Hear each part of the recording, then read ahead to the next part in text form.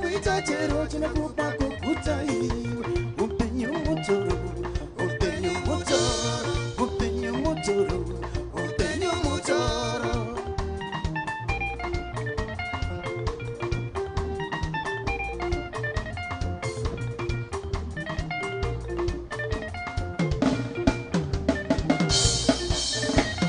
Marindi motote kunzurira makandi udzababa ndiri kuita sekuda kwenyu asi zinoramba baba zinoramba idi zinoramba baba zinoramba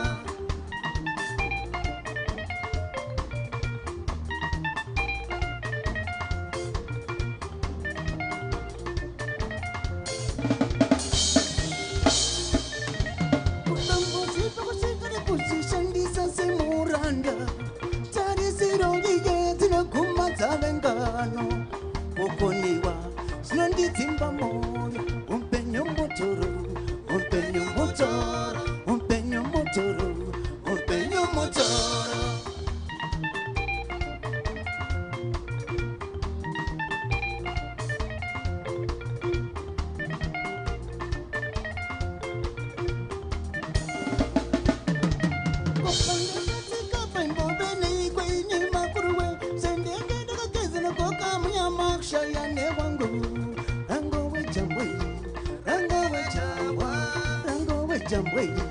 rango wejawa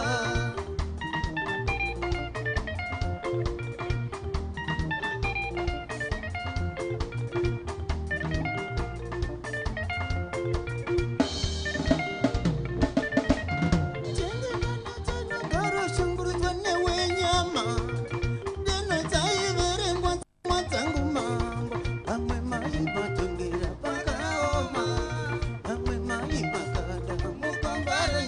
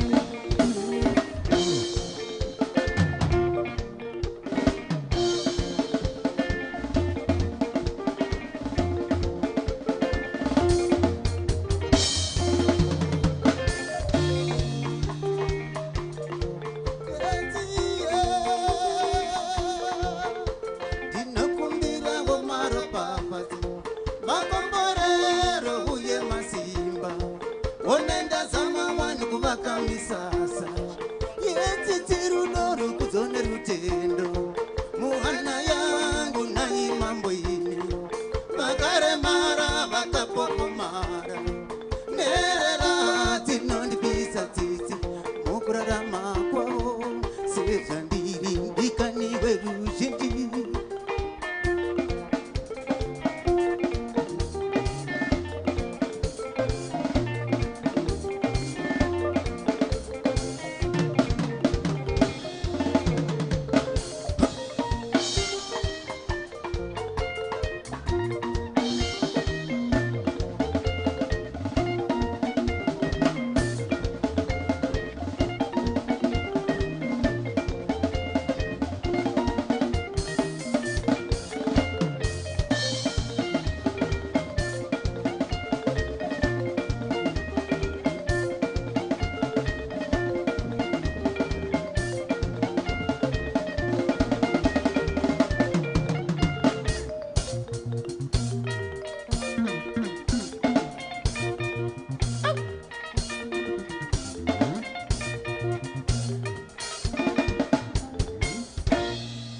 Thank you. Let's put our hands together for Leonard Karikoka Jakata for the great entertainment. This is just a teaser. We have an after party after this occasion where he will come back and entertain us with more of the other artists who are in the house.